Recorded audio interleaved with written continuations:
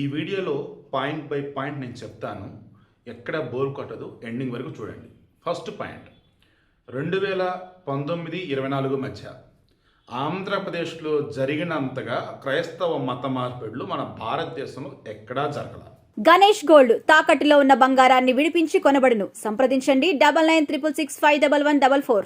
2019-24 మధ్య భారతదేశంలో ఆంధ్రప్రదేశ్లో నిర్మించినంతగా చర్చిలు ఎక్కడ నిర్మించాల.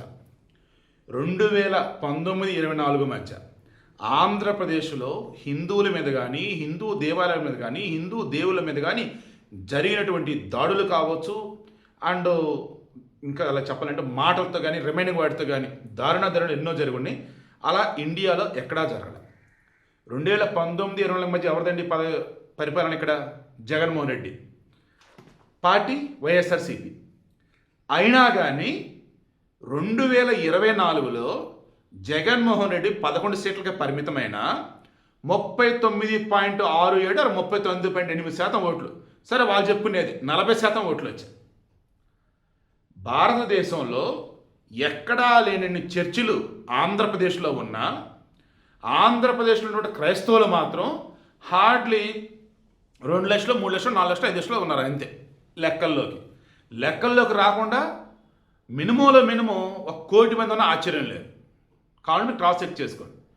ఇందులో రీసెంట్గా దళిత క్రైస్తవ శంఖారావం అని చెప్పేసి మన ఏలూరు సభలో వాళ్ళు మాటలు చూస్తున్నట్టు నాకు అనిపించింది.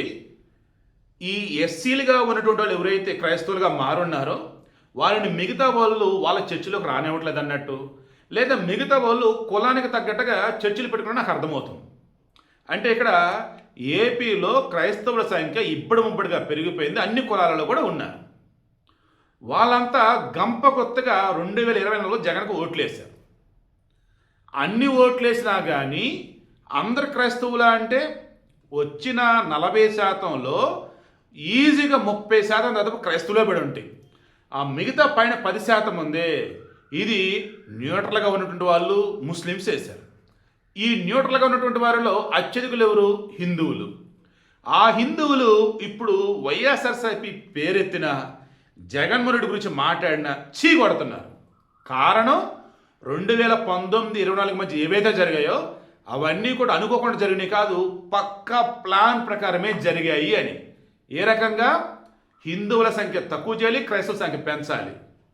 హిందూ దేవాలయాలను వచ్చేసి ధూపదీప నైవేద్యాలకు దూరంగా ఉంచాలి, దేవాదాయ శాఖ మీద వచ్చే డబ్బులతో పాస్టర్లను మేపాలి. ఇలా చెప్పుకుంటూ పోతే చాలా ఉన్నాయి. అవన్నీ ఈరోజు వీళ్ళకి ఎలా అర్థమవుతుందంటే, ప్రశ్న Raavan alias Bachchalakoori Joseph, of course his real name is Bachchalakoori Joseph, son of Chinna Daniel. ఇతను గతంలో హిందూ దేవుళ్ళ మీద, హిందువుల మీద, పురాణ ఇతిహాసాల మీద ఎంత నీచంగా రోతగా కోతలు కూశాడో వీడియోలు చాలామంది చూశారు. ఇప్పుడు అతని మీద అన్లాఫుల్ యాక్టివిటీస్ ప్రివెన్షన్ యాక్ట్ కింద కేసు ఫైల్ అయిన తర్వాత ఆ వీడియోలు మొత్తం బయటకు వచ్చాయి.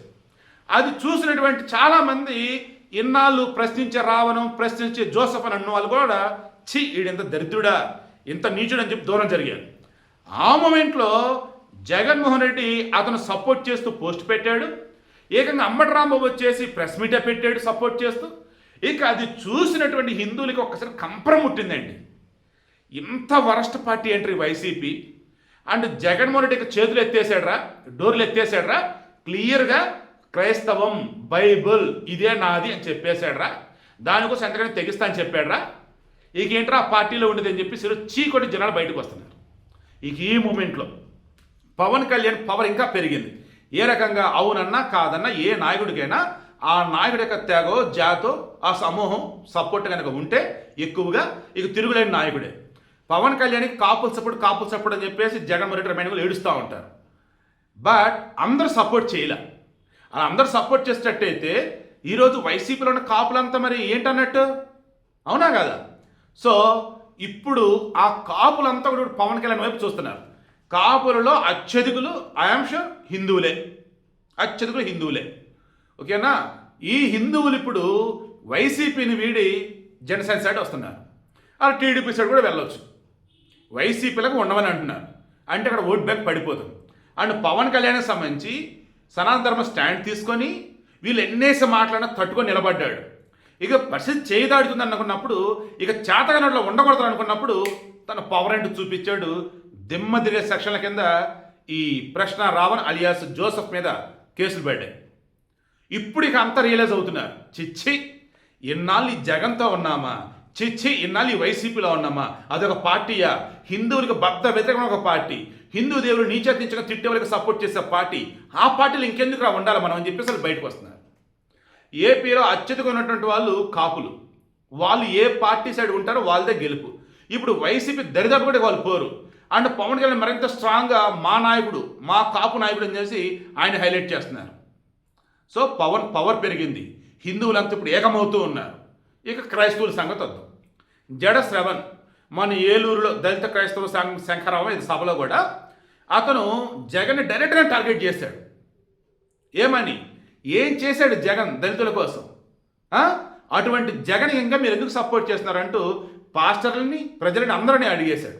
ఇక ఇప్పుడు ఈ బచ్చలగూరు జోసెఫ్ అని కేసు ఫైల్ అయింది కదా, ఇప్పుడేమన్నాడు ఇతను వచ్చేసి, ఓ పోస్ట్ పెడితే సరిపోయిందా, సపోర్ట్ ఇవ్వరా, రారా, అంతా చేసిందేమో జగన్ కోసమా, ఇప్పుడు జగన్ ఏమో ముందుకు రాడా, అరే కోర్టులో కేసులు ఫైల్ అవుతుంటే పంపాలి కదా లాయర్లని, ఈ బ్యాకెండ్ సపోర్ట్ ఇవ్వాలి కదా, అది ఇవ్వట్లేదు. జగన్మోహన్ రెడ్డి వెనకుండి మీరు వెళ్ళండి నేను ఉంటా అంటాడు, మేమొచ్చి కింద మీద పడితే కనీసం ఇప్పుడు మా పక్కన వాడు లేడు అని చెప్పేసి అతను ఓపెన్ అయ్యాడు. కారణం జగన్మోహన్ రెడ్డి దృష్టిలో వీళ్ళంతా ఎవరు, జగన్ చెప్పినట్టుగా చేసేవాళ్ళు, అంతే, బలైపోతే వాళ్ళే బలైపోతారు. జగన్ సామాజిక రెడ్లకు వాళ్ళకి ఏం కాకూడదు. అవునా కదా, క్రాస్ చెక్ చేసుకోండి. ఇక దాంతో ఈ జడ శ్రవణ్ కుమార్ చెప్పిన మాటలు విన్న తర్వాత క్రైస్తవులలో కూడా మార్పు అనేది మొదలైంది. వద్దురా బాబు, పేరుకే మనం అనుకుంటా ఉంటాడు జగన్మోహన్ రెడ్డి బయటికి, బట్ అతను రెడ్డి, ఓన్లీ వాళ్ళే కావాలి, మనల్ని పేర్లకు వాడుకున్నాడు రా ఓట్ల కోసం, నీచ రాజకీయం చేశాడు మన కోసం అని చెప్పేసి వాళ్ళు రియలైజ్ అయ్యారు. ఇప్పుడు వాళ్ళు ఏం ఆలోచిస్తారు, ప్రాంతాలకు అతీతంగా మతాలకు అతీతంగా ఎవరు ఇక్కడ మంచి చేస్తుంది, టీడీపీ కూటమి ప్రభుత్వం. అవునా కాదు మీరే చెప్పండి. ఎస్సీలలో అత్యధికులు అవునన్నా కాదన్నా జగన్ సైడే ఉన్నారని సర్వేలు కూడా చెబుతున్నాయి.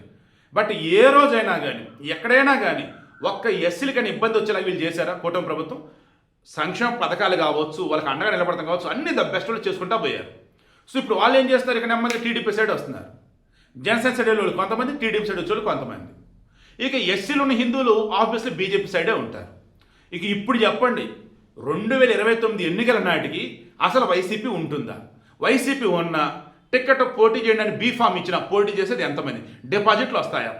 నో, మార్క్ మై వర్డ్స్, 2029 ఎన్నికలలో వైఎస్ఆర్సీపీ ఉండదు. ఒకవేళ ఉన్న సింగిల్ డిజిట్కి పరిమితమైంది, లేదా 0 సీట్లు. కావాలంటే రాసి పెట్టుకోండి. పవన్ కళ్యాణ్ మాత్రం ఇప్పుడున్నటువంటి పవర్ ఏదైతే దానికి మించినటువంటి పవర్తో ఎక్కువ స్థానాల్లో పోటీ చేస్తారు, బ్రహ్మాండం గెలుస్తారు. మరలా 2029లో ఫామ్ అయిన కూటమి గవర్నమెంటే జగన్మోహన్ రెడ్డికి సంబంధించి, వైసీపీకి సంబంధించి అప్పుడు డీటెయిల్ ఇంకేంటో మాట్లాడదాం. ఇప్పుడైతే మాత్రం ఈ బచ్చలగూరు జోసెఫ్ విషయంలో అడ్డమే దొరికిపోయింది వైసీపీ. అండ్ వైసీపీ నాయకులు వాళ్ళని చూసి వాళ్ళు ఊసుకునేలాగా తయారు చేసాడు జగన్మోహన్ రెడ్డి. ఎందుకంటే ఆ రకంగా ఆయన రాజధానుల గురించి కానీ, ఆ తర్వాత వచ్చేసి సోషల్ మీడియాలో పోస్టుల విషయంలో కానీ, ఫ్యామిలీ విషయంలో కానీ రకరకాలు. ఐ థింక్ రేపు 9 లేదా ఈరోజా ఆయన రాజశేఖర రెడ్డి జయంతి అంట. మేబీ ఇక జగన్మోహన్ రెడ్డి కొత్త నటుడు బయటకు వస్తాడు, అది కూడా మాట్లాడుకుందాం.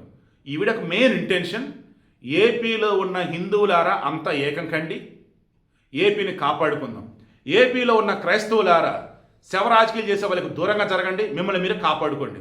ఏపీలో ఉన్న ముస్లింలారా మత రాజకీయాలు చేసే వారికి దూరంగా జరగండి. మనమంతా భారతీయులమని చెప్పి గుర్తుంచుకోండి. మనమంతా కలిసిమెలిసి ఉందాం, చక్కగా రాష్ట్రాన్ని దేశాన్ని డెవలప్ చేసుకుందాం ప్లీజ్.